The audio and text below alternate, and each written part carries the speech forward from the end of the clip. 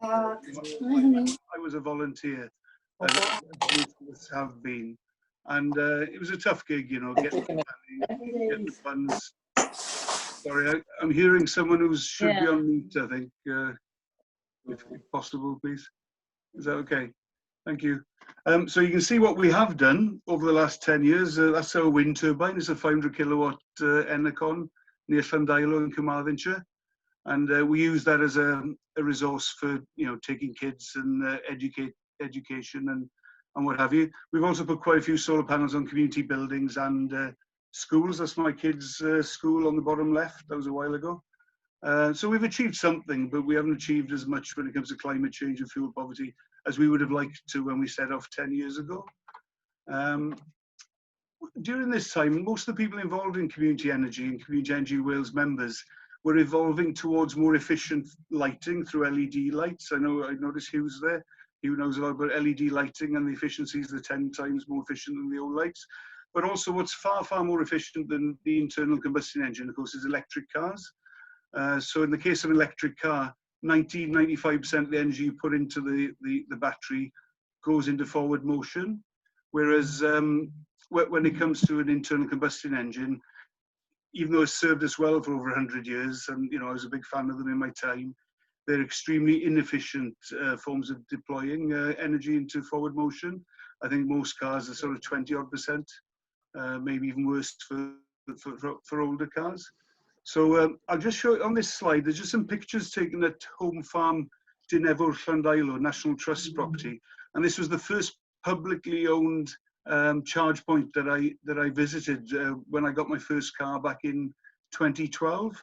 So my first car is that Citroen C0. It's got a 14.5 kilowatt hour battery. So I had a range of about 70 miles.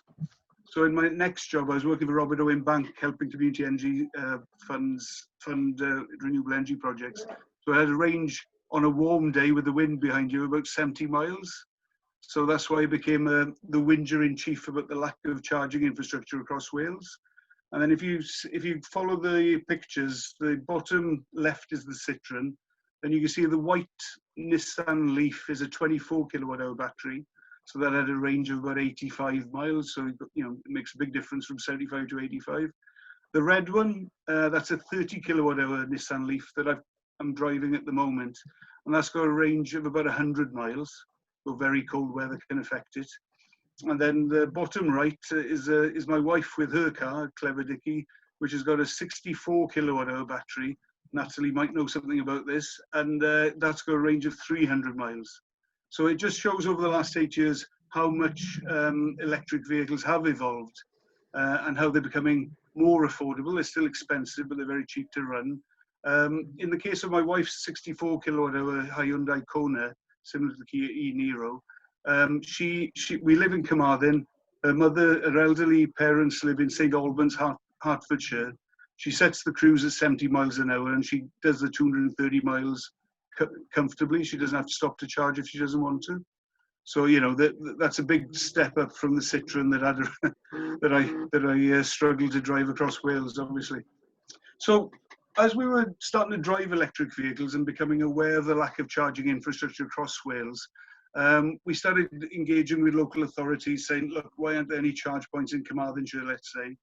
And the transport departments were, you know, very polite and very helpful, but they didn't have any capacity and any idea about developing any charge points across Wales. That was my own experience, and I think it's been mirrored in other local authorities, and Welsh Government have been very slow to come up to the agenda in comparison to the Scottish Government. So even as volunteers, we started applying for funding for charge points. And there are a couple of examples on your screen now. The bottom left is Newcastle Emlyn in North Carmarthenshire. So I got the funding for that as a bit of a stepping stone if people want to travel from West Wales towards Mid Wales. So that's one. And then the one on the top left with the 3 Nissan Leafs parked there, that's in Carmarthen itself, St Peter's car park in Carmarthen. Now what was interesting about these was that we applied for the funding through Leader, we got the funding, passed it on to the local authority, and then they put it out on Sell to Wales. And the people who succeeded in getting the charge points were Pod Point, who were quite a well-known big charging company. But the experience that we've found from the local authority and from Mid and West Wales Fire and Rescue and others is that a lot of these companies are very much centred on Southeast England. Quite a lot of them are foreign owned. And so when they do break, or a fuse pops or a trip switch goes off, they literally take weeks, if not months, to come and repair them.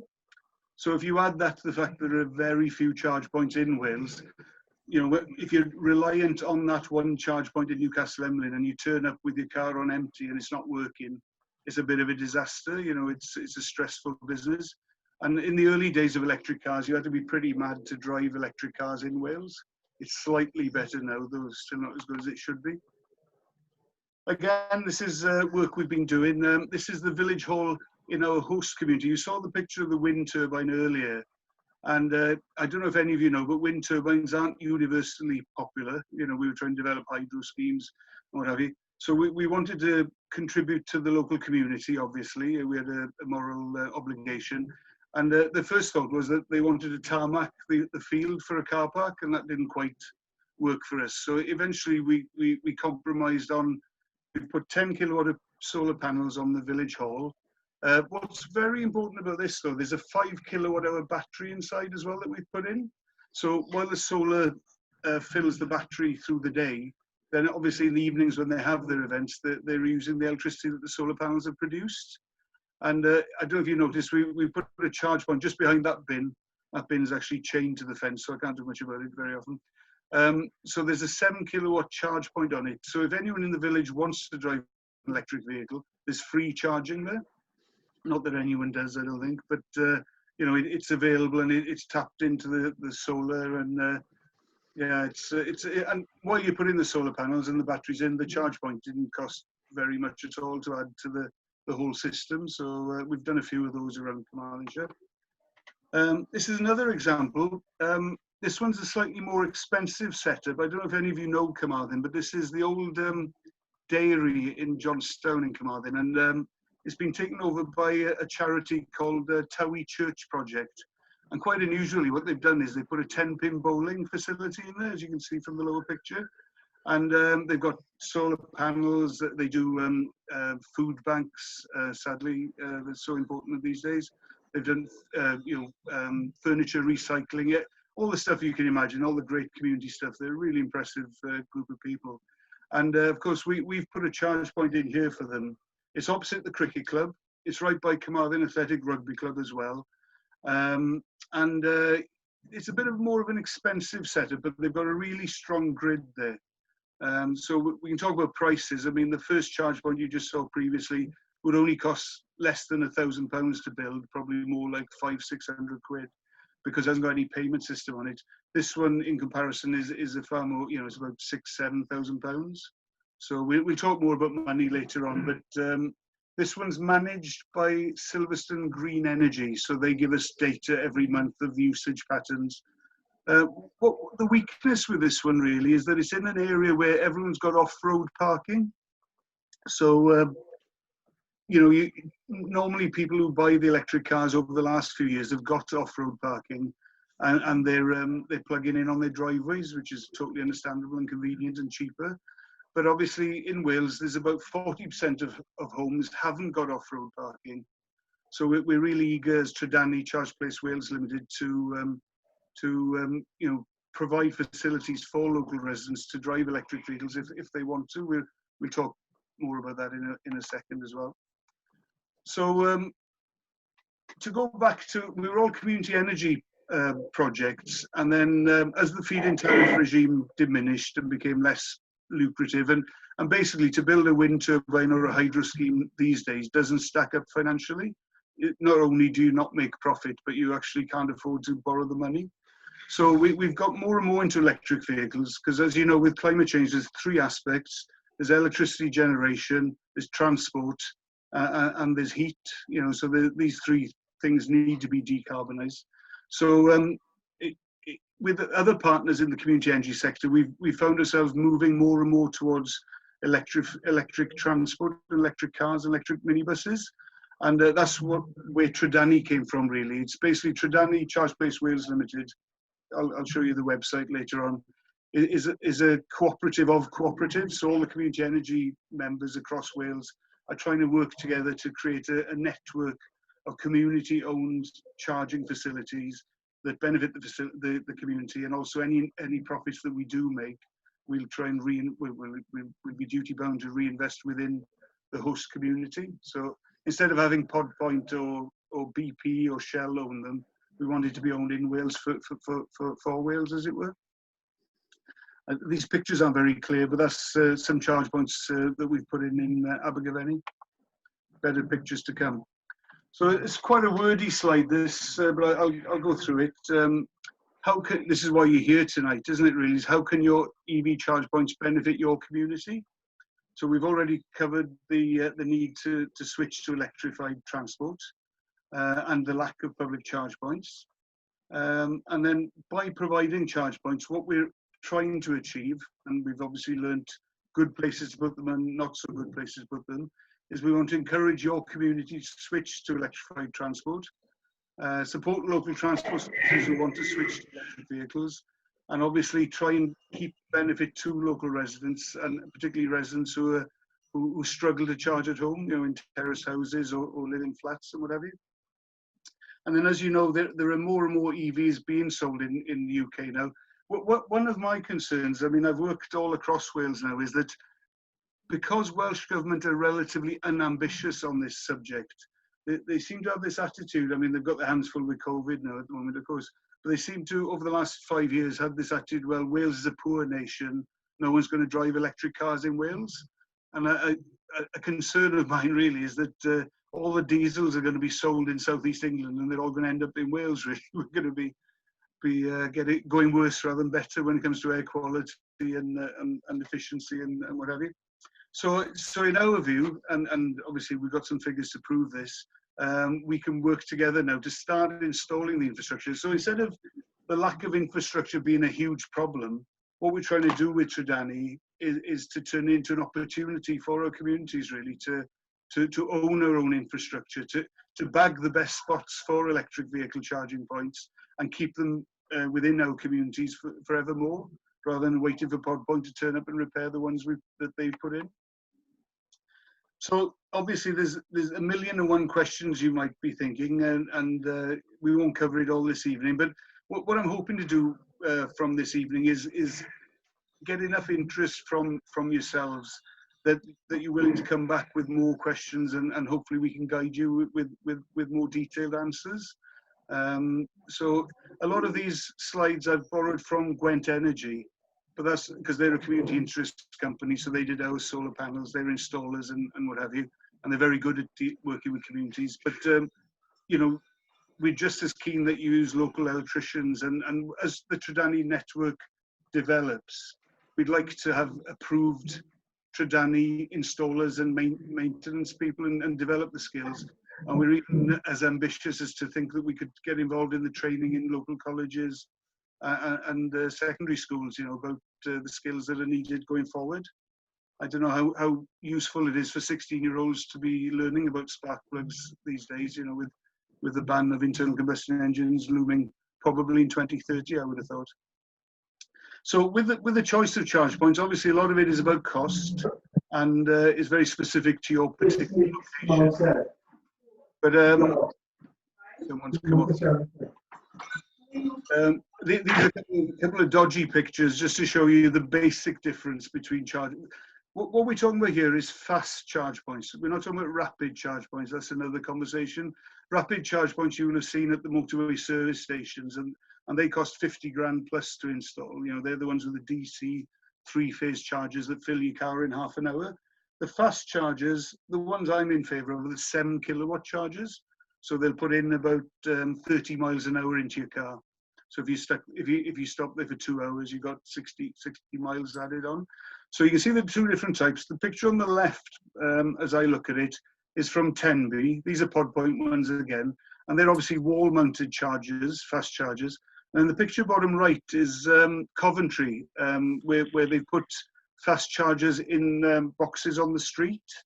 And my son's at Coventry Uni, so this was it's right outside Wetherspoon, so it's quite handy. So I'd charge my car there, you know, and through Genie Point. So, you know, it depends on the facilities you have. The cheapest option would be to stick a box on the wall and plug it into your own electricity supply. But obviously there's a million and one options that we can discuss with you going forward. This is a case study that Gwent Energy have been at the vanguard, really. They've been at the forefront of this EV network in Wales. When there weren't any charge points in Wales apart from National Trust and a few charity ones, they've tried to develop a commercial model and a reason for community buildings to have charge points on them. So I don't know if you've been to Bridges Community Centre in Monmouth. It's a beautiful building. And obviously lots of good stuff going on there, lots of community stuff going on there. But Gwent Energy have squeezed in 4 charge points along the wall in quite a tight spot near the kitchen. And they've got they've got a lot of data now about usage patterns and money made. And obviously all the profit they're making from them is going to be reinvested into the bridges. And there's if you ever get a chance, if you're in Monmouth, have a look at the charge points there. Phil Powell at Gwent Energy has experimented with tokens. And then when he put them on the library in Chepstow, they found that some clever guy in the area had found plastic tokens would fit the machines. So some Tesla driver was getting a free charge point, free charge every night. I don't know how that worked.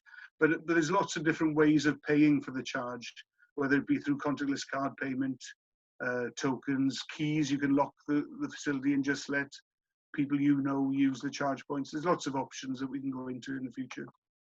Another thing that we're aware of, I don't know if you have the same problems in your own areas, is how fickle the public transport system is. And I was charging in one of the charge points you saw earlier, Newcastle Emling, and I was just looking at the bus timetables. And, you know, they're bilingual. These are just the English versions. Very confusing. I mean, whenever I try and catch a bus to the pub in Carmarthen, I seem to get the wrong time and the bus doesn't turn up. And, you know, what I'm saying, for elderly people who haven't got internet access or savvy skills with smartphones, you know, I think the public transport system can be very confusing. So I think electric vehicles have got a contribution to make in enabling people to be able to go to their local services, you know, shopping and down to the doctor. So what we've been doing is working with the Community Transport Association. This is in Dolen, Teifi and Llandyssil, on the border, on the Teifi between Carmarthenshire and Ceredigion. And we've managed to get the funds together for 4 community electric minibuses. This is the first one here. It's got it's a 7-seater Nissan ENV 200. We've converted the back end, or a specialist company have converted the back end for wheelchair access. So it's effectively a 5-seater now. But it's got a 40 kilowatt hour battery in it. So it's got a range of like 120 miles, 110 miles maybe on a cold day. And you notice at the right-hand picture, as I look at it, what Dolen Teifi were doing at first was throwing a cable through the window and charging the car through a 3-pin plug, which works. You know, it's just very slow. It's 2 kilowatts, 2.5 kilowatts. So if you've got a 40 kilowatt hour battery empty, it'll take you 20 hours to charge it up. So Carmarthenshire Energy and Tredani have put in a token charge point. That's what they wanted, was a token charge point. You see it just next to our chairman's right shoulder there. And that's a 7 kilowatt charger now. So it's the same energy system, same wiring for the building. But it's a 7 kilowatt deployment. So you stick a token and you get an hour, I think it is, for one, or 2 hours for one token, I think it is. So you get a 7 kilowatt charge. So if the bus turns up at lunchtime and it needs a top up, it can do it in time for a run in the afternoon then. But that charge point that's on that wall there, it only costs us about 800 quid to put it in. It cost me £400 to buy it and 350 quid to install it. So, you know, it doesn't have to cost the world to put a charge point in. The trouble is, if you want to engage with the public and want to have it publicly accessible, the complications do mount up when it comes. There's certain regulations coming in now that we can help with. You know, Tredani can advise on making sure that you conform with all the regulations going forward. So that was one model of community transport through community minibuses with volunteer drivers. And obviously that's proved challenging during the COVID crisis. Another one that we've been working with is electric vehicles as community facilities or community assets. So this is a project I was helping with up in North Wales. This is the village of Abergynolwyn near Talyllyn at the foot of Cadair Idris. And they've got an electric Nissan Leaf now, a 40 kilowatt Nissan Leaf. And it's run by co-wheels. And the other one is in Bethesda. So on Bethesda, we launched it on the Saturday. And this is the Sunday in Abergynolwyn. And it's particularly useful for people who don't want to keep two cars, but for people without any cars, you know, in that you go online, you book your car, and you got it for a day, 2 days, and it's much cheaper than owning a car. And also, I think the great thing about car clubs with co-wheels, and we've got an arrangement with co-wheels now, we can introduce it to your community as well. Though obviously everything's gone quiet again.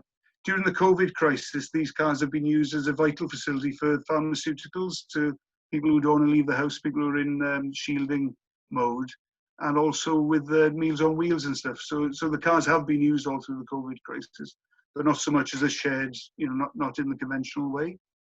But again, I think if every community in Wales had solar panels on the community building, had a charge point, you can see the charge point, it's a nice simple one to put in, and they've got a shared facility like an electric vehicle, you know, it's good, isn't it? And it strengthens community. You saw for both launch events, you can see me on the bottom left there, it was a packed house. You know, I was really surprised. Saturday morning in Bethesda was a packed house, and packed house in Abergynolwyn, and the usage patterns for these have been really good. So, you know, it's an idea that we could bring to your community, you know, if we can find the funding, isn't it? That's always the way. So this slide will tell you about things that we can offer to help you.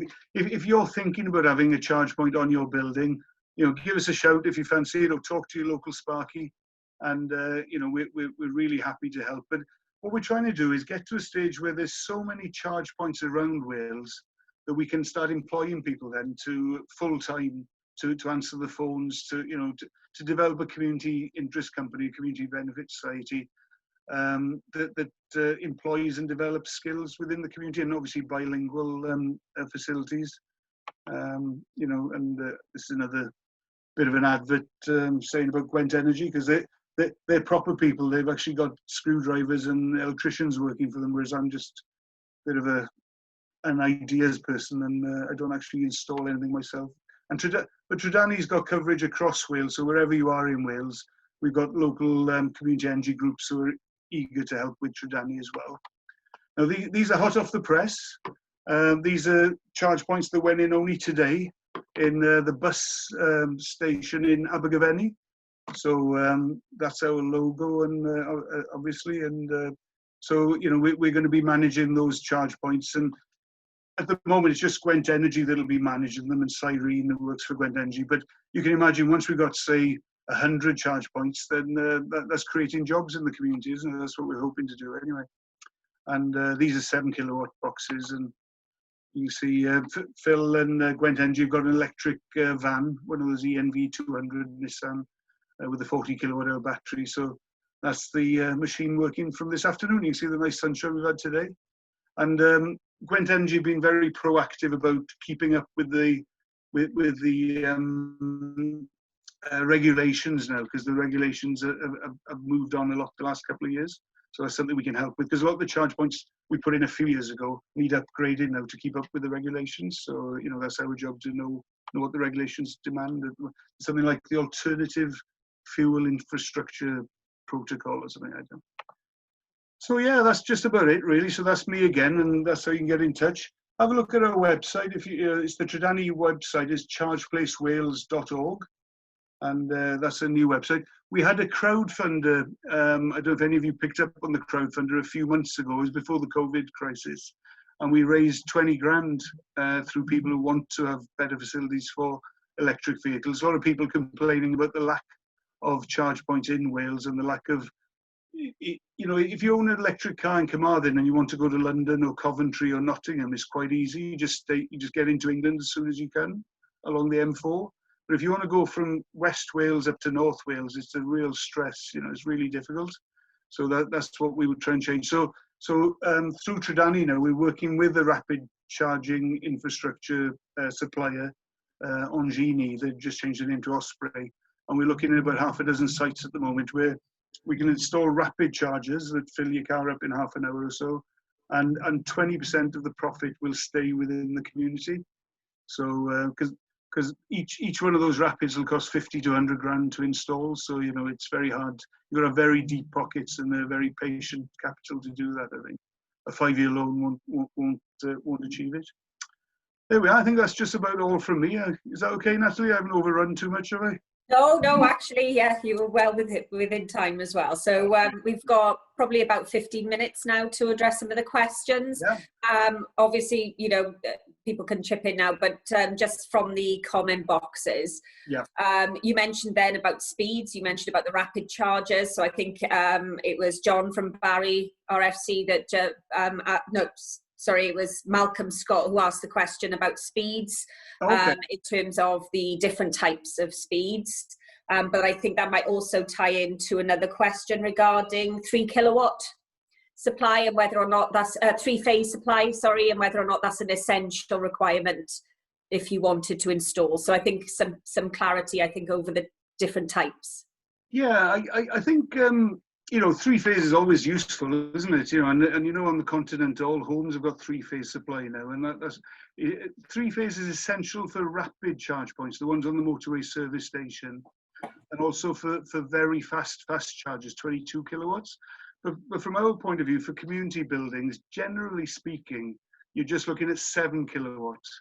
Now, with 7 kilowatt, obviously, if you were interested in having one 7 kilowatt pair of 7 kilowatt chargers, we'd send in the electrician, whether it be Gwent Energy or the local electrician, to check the wiring was up to scratch. The single phase will do it, you know, so there's no problem. For example, I've got 2 7 kilowatts on my driveway. I don't use them both at the same time because domestic is limited to 60 amp trip fuse. But we've got 2 7 kilowatt chargers on our driveway, and we've only got single phase. So, you know, for most purposes, single phase will do. So if you had a 7 kilowatt supply, how long would that take then to charge?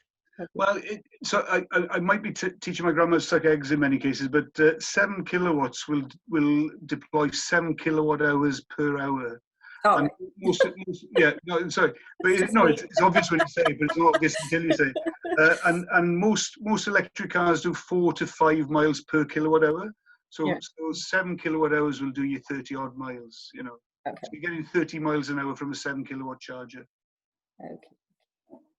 So for every hour you're plugged in, you're getting 30 miles. So if you drive down to Tesco's or whatever and you plug in while you're doing your hour-long shop, you'll get your electricity going back, you know, for a 30-mile journey. Yeah, no, trust me to ask a question. No, it's really obvious to everybody else. Not at all. Not at all. Yeah, so we had about John mentioned about the costs of each of the different types of, you mentioned the rapid ones, you know, you're talking 50 to 100,000. So obviously that might be out of a lot of groups' reach. However, you know, the different types, what's your ballpark figure? And I mean, in terms of the actual supply and fit, I think would be an important one. Yeah, I mean, the very cheapest one you can do is about best part of £1,000. You know, if you can put a little box on the wall without any payment system, just for your own use. There are grants available through OLEV, the Office of Low Emission Vehicles, for domestic charge points, 350 quid on your own driveway, or for workplace charge points. We've got a colleague, Gareth Tucker, who's with us tonight, who's more of an expert on the grant side of things from the OLEV. Department of Transport London, but with the workplace charge points, they specify that you can only if you're employed are you allowed to use them. I don't know how strictly they do that, but for most of the ones we're doing, we're installing a couple of charge points at local companies at the moment. They're costing about £4,000 including VAT for a pair of 7 kilowatt chargers.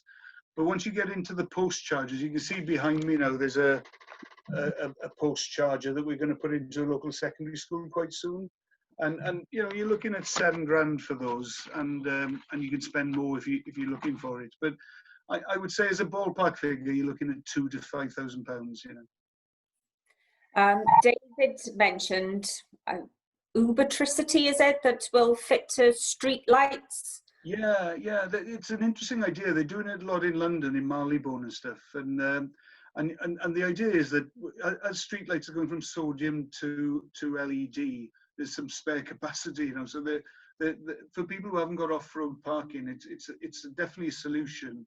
The local authorities in Wales seem to have cooled to the idea a bit. They don't see. I don't know exactly why.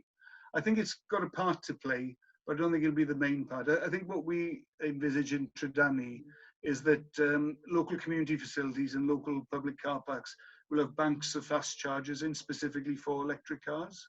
Because the other point you've got with Ubitricity is if you've got a lamppost on your street, how are you going to guarantee you can park there every time? You know, it's you know, you'll have the bloke with his big diesel Jag parked there every day, and you can't access the right site. So I think it's part of the mix, but I don't think it's going to be a main part of the mix. Yeah, I think that one of the questions I would have asked there is obviously a lot of the local authorities, and mine included, looking to switch off a lot of the street lights as well during the evening time, you know, after a certain time. So I'm wondering how effective and whether they'd still work, you know. Yeah, I suppose there must be a way of them turning off the lights but keeping on the post. But we haven't done it in Wales yet, but certainly it's something I'd be interested in exploring. Yeah. Oh, right. Another question: are local authorities on board? And well, it's a two-part question. Are local authorities on board first? How are you finding it? It's a mixed bag, as I'm sure we all realise. You know, we've been trying to talk to Carmarthenshire County Council for 10 years, and now they've got a guy there who drives an electric vehicle who's absolutely superb. Gareth Tucker was with us today, my colleague. He's been working with Tom Evans, and they've just had a 400 grand of Welsh Government funding for putting in a rapid hub in Crosshands. And, you know, so achieving a heck of a lot, really. So it's like a lot of the people on the call today will know that if you find a champion who's willing to work, go the extra mile, is fantastic. We're having frustrations with certain people, though. There's I won't name names, obviously, but there's a car park manager in one local authority who seems violently opposed to car charging points. There's a fleet manager that we've been trying to work with who doesn't seem to get it yet. You know, and you think that Police Scotland have just ordered 180 electric vehicles only this week, you know, and a lot of the fleet managers seem keen to explore the idea of a trial. Well, I think those days were 8 years ago now, you know, and I think the days of trialling are probably behind us now, and a lot of the police and the Mid and West Wales Fire and Rescue are moving forward much quicker. But certainly with local authorities, I think one of the advantages with Tredanny is that we can form a unified company that can send the same message to all the local authorities. Another one, and I can see from the chat on the side as well, this is coming up a bit, is about funding. And I am aware, obviously, from, I think, is it David that mentioned about Ken Skate's allocation of funding, and there was a recent announcement, well, I say recent, it was May 2020, that another 6 million was being given to local authorities. Now I'm assuming that they've applied now, because he mentioned in the same press article that they had another 29 applications. So I think it's probably worth, if people haven't already spoken to their local authorities, seeing what their local authorities policy is on it. Whether there is scope to work collectively as well. I mean, the one thing I would say here is that, you know, when we've booked everybody on, we've sort of tried to see where everybody's from and see if there's, you know, a cluster of people. And there are definitely clusters. I think we've got 11 groups on who are from RCT. We've got 7 on from Bridgend. You know, so there's a number of different groups. So perhaps that's something that we can look at collectively if there's enough interest in an area, is approaching local authorities. But other than that as well, I think in terms of funding, I know Gareth can probably tell a little bit more about funding, but if it's on a case-by-case basis, most funders, you know, it's relatively new for a lot of funders, and you know, no funder has a specific pot for this. They might have something for climate change, and you know, for community benefit, etc. But I find that a lot of wind farm funds So if you're close to a wind farm, a lot of them manage funding pots, and they might be a good port of call. And again, I think, following on from this, you'll have my contact details. I'm more than happy to talk to you and try and find out where you're from and who your local funder is, and etc. as well. So I don't know if you want to add anything to the funding. I mean, that's something I didn't mention. If you can demonstrate a need, because, what you don't want to do is stick a charge point in the middle of nowhere and find no one uses it, as we've done in the past. So if you can find that, as you say, a cluster of people who want to drive an electric car, or they've got a community electric car, or they want to do a community electric car, or there's a taxi firm that wants to go electric, or at least try one electric car to start with, then you've got guaranteed use. Then every night that charge point's going to be used, or every day that charge point's going to be used. Then you could go to the local authority, they could raise the funds possibly, or grant funded, and then you could host it. And what you tend to find is that if there's an electric charge point on someone else's property, they get 10% of any profit generated. So, there's lots of different models that we can help you with. And one of them is just not getting involved in running the charge point or installing the charge point, but just hosting it. Yeah, I think, some of the others, again, relating to cost, in terms of return on investment, what would be the return on investment, and also how expensive it is to charge the vehicle? Well, if you own the charge point, or if you manage the charge point, you decide how much you charge for it. But there is a sweet spot, obviously, because when you go to the pub, you don't compare the price of the beer with how much you can buy a bottle from Tesco's with. But people are still doing that with electric car charging points. People at home are paying 15 to 18 pence a unit for their electricity, maybe let's say 20 pence. Then they go out, and if someone tries to charge them 40 pence a unit, they're quite horrified. So you have to find a sweet spot where people are happy to pay the money. For example, the charge point operator we're trying to do the rapids with, they charge 36 pence per unit. It's still a lot cheaper than petrol and diesel, but but if you're a taxi or a minibus or a van driver and you're using it as your business, you can claim the VAT back on that. So that brings the price down quite a bit. So basically, you determine what the market will tolerate, because there's no point charging 50 pence per unit of electricity and finding no one uses it. But the return on investment isn't pretty unless you've got guaranteed usage. There's other questions as well. A few people are quite keen on sharing information and speaking to other groups in their area. That's something that we would welcome and encourage. Obviously, with GDPR, we can't go out and pass on everybody's contact details without your consent. I'm assuming if people say that they're happy to, if you want to pop your details into the chat and just say if you consent for us to pass on your contact details, and then we can connect you with other people, excuse the pun, connect you with other people in your area as well. So that might be something that's worth looking at as well. Somebody else has also raised a question about insurance. I'm assuming that you would, whoever owned the building would be responsible for the insurance, but I'm not aware of any extra insurance, because we insure through Nature Save. We've insured our wind turbine and all the rest of it. And to be honest, for most simple charge points, there isn't much that can go wrong, really. It's most of the publicly available charge points, fast charge points, aren't tethered, so they haven't got cables hanging off them, so you won't get kids climbing up them with the cable and stuff like that. So if you just got a box on the wall, I'm not aware of any serious insurance implications. We can look into that further for you if you want, but it's not an issue that's been a problem for us going forward. Yeah, I think vandalism was the main concern, because obviously it's outside the building, isn't it? So, right, I'm trying to get everybody's thing. Has anybody got any other questions they want to ask to Neil? Take yourselves off mute and ask while I quickly look through.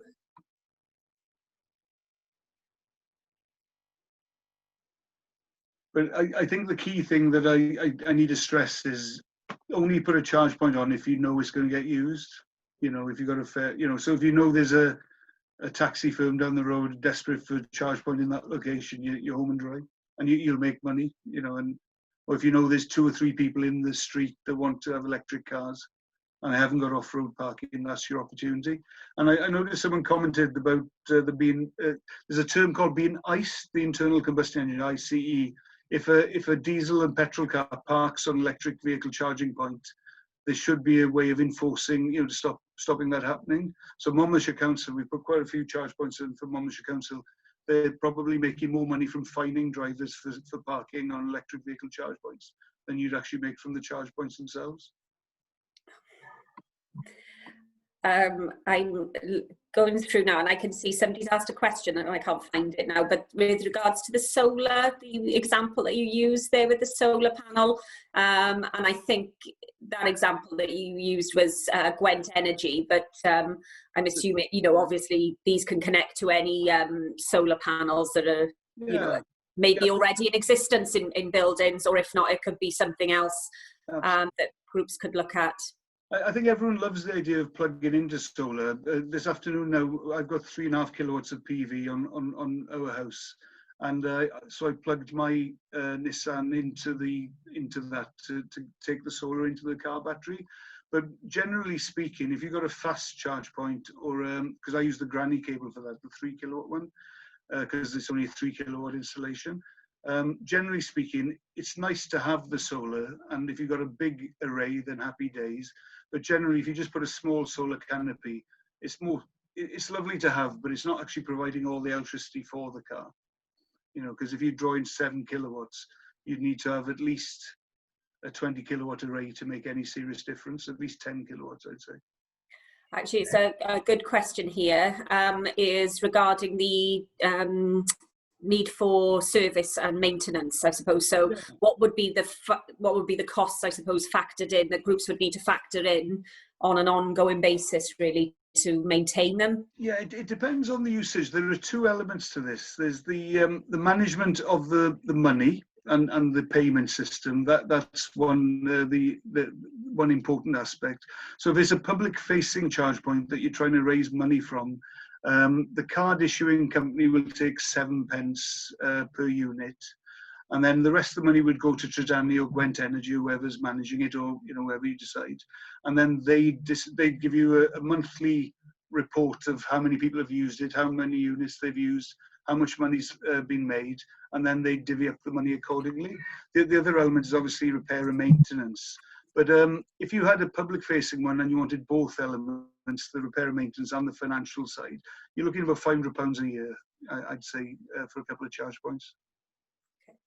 I think now we're sort of coming to an end, and apologies if I've missed anybody. I'm going to go back through all the comments afterwards. But John, I can see your question ties in really well with the Renew Wales. So just to give you a bit more information about what additional support that we can offer now after this presentation, so that you're not left on your own to go out and find all the information out or anything else. We're still here for advice, support. And I'll let Delith give you a bit more information now about what Renew Wales can also bring as well. Okay, Delith, you okay? Yes, thanks, Natalie. And thank you to Neil as well. Really interesting presentation there. Just trying to...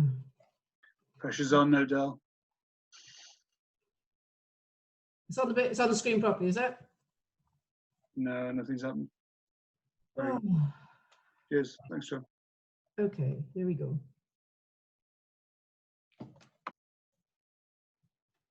So just going to give a quick overview of Renew Wales. It's let me just Is that on your screen completely? Not quite. No. From the beginning, perhaps, if you have. Oh, there we are. Yeah, this is coming. It's probably just delayed. It's just a bit slow, I think. So yeah, it's just really great to see so many people there here tonight. I'm Communications Officer with Renew Wales. We're really delighted that this is such a well-supported event, and obviously proves that there's interest in this subject. So as I said, I'm going to give you a quick run through of some of the support and some of the work that Renew Wales does. So we're a programme that supports communities to take enterprising and self-directed action on climate change and sustainability. We're a programme of DTA Wales, Development Trust Association Wales, And the programme was devised by a group of organisations with a history of working on low carbon and community development. It's funded through the Sustainable Steps programme managed by the National Lottery Community Fund. So Renew Wales starts from the view that every community, every group can make a significant contribution to tackling climate change, whether they know it or not. Perhaps people don't realise how they can contribute, but they can. So our mission is to tease out to the groups what that contribution could be and then help them act on it. So we start by having a proper conversation. We have coordinators based all across Wales. So we engage the group with the local coordinator and they have a conversation about the work that they're doing, what matters to them about climate change and about sustainability, and take on any questions and concerns that they have. And then we facilitate a action planning process. And this is really important stage of the process, really, and helps them map out what steps they can take to act on the issues that they want to. And then we put them in touch with people. Sorry, Deli. Sorry, I don't know if there's an issue with the sound. I thought it was just me then, but some other people have commented. I don't know, it sounds really crackly. I don't know whether it's because you're sharing as well at the same time, perhaps. I don't know, it shouldn't really be. No, it's fine now. It seems okay now. Yeah. Okay, I've taken everybody off the screen, I think. But okay. now you're going to have to actually interrupt me because I can't see anybody anymore. Okay. Okay, sorry about that.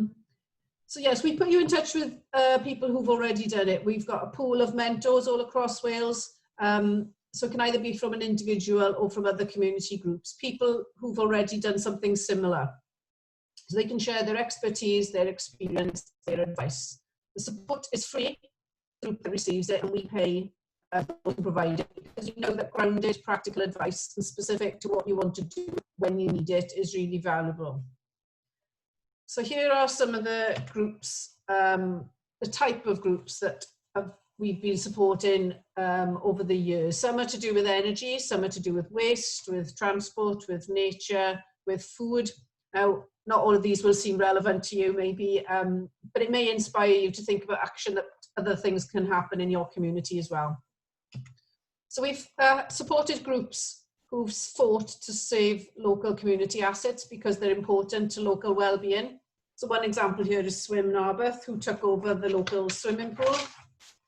And they figured out that by generating their own renewable energy, they could become more sustainable, both financially and environmentally. We've got examples from social enterprises who provide local services. So this is Clinview Care Farm in Pembrokeshire. They requested advice on how they could run their farm business, which better affected their deep commitment they had to the environment. So after going through various possibilities, they ended up investing in electric vehicle. And this helps them reduce the carbon emissions that they, and the carbon impact they do every day with the journeys that they have in that car. We've also supported lots of youth groups who in their own way support young people to lead fulfilling and successful lives. Several of them all over Wales have set up schemes like this, which is restoring bikes, fixing them, giving young people the skills, helping them to volunteer, and giving the local people then a cheap and a flexible, healthy means of transport.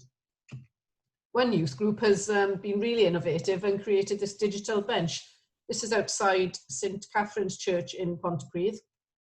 And the young people were really enthusiastic about creating something different. They wanted somewhere where phones could be charged. They wanted a charge point. So it's a solar-powered public access charging point. It's made out of recycled wood, and then they thought, well, so it doubles up as a seat, and what happens if there's a problem with homeless in that area, as there are in lots of areas, and they wanted it to be a sleeping place as well for homeless people. And then there's planters that you can see on either side, and those are fed by water that's collected off the roof. We've also been supporting groups who are focusing on personal well-being. So this is a community enterprise which helps people reconnect with nature and with each other. They wanted advice on how to draw up a sustainable management plan for the woods, the woodland that they took over.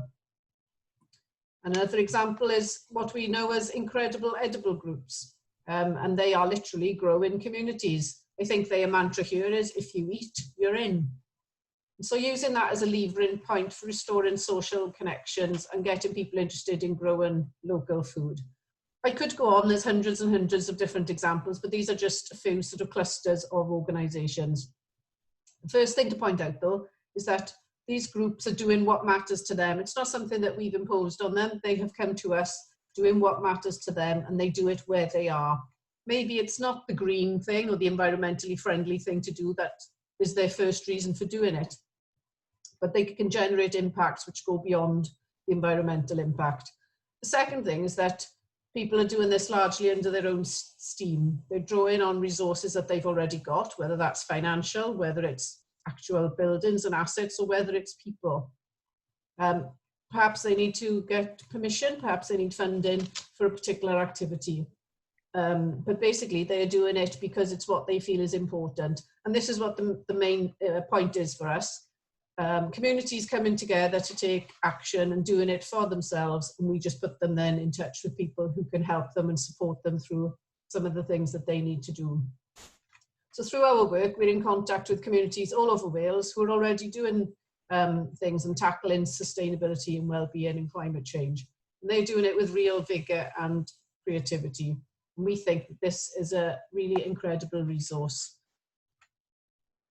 Just want to finish quickly. There's our contact details, the website, email address, Twitter. So contact us. As Natalie said, if you think that somewhere in your community or the community group that you belong to, that you're representing tonight, if there's something that we can support you with, some action on climate change over and above the electric charging point, then please get in touch with us.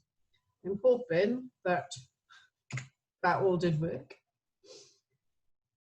Yeah, that's great. Thanks, Delith. And I think there were a few small sound issues, but I think everything, the message came across that Renew Wales it's there to help support you for whatever, you know, so whether it's, as the slides show, whether it's about community growing, community buildings, you know, sustainable transport, it's free support for voluntary organisations. So you'll be allocated a coordinator who will draw up an action plan with you and then be able to lever in some support through specialists then in that area. So I think somebody mentioned here that they're interested in not hydro, wind turbine for the sports club. And that is something then, you know, it's something that we've got a number of specialists in that area then who could come and give some advice in terms of, is it feasible, what the return on investment would be, and potential sources of income as well. So I think that's something then that we could help with. So, you know, you'll have our contact details and please do get in touch. So whether it's electric vehicle charging points or whether this, you know, it's inspired you to think, right, I want the electric vehicle charging point, I want the solar panels, I want the battery pack, I want the garden to be improved and start food growing, you know, whatever it is all about your community facility really, and how we can help make that one, a sustainable asset, and two, you know, something that's there for future generations as well. So yeah, hopefully. Has anybody got any questions before we draw to a close? No, everything's okay. So if everybody's put their contact details in the sidebar, we'll assume you're happy for us to pass on your contact details to others in your area. And again, if there's any questions that you got following this, then please do give me a call.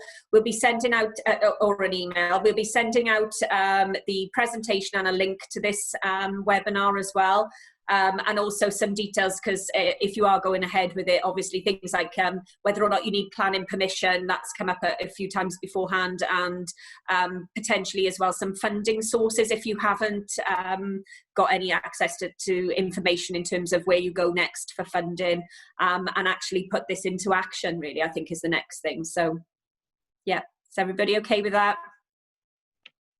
Okay, thank you all for attending and enjoy the rest of your evening. Okay, thanks all. Bye. Bye.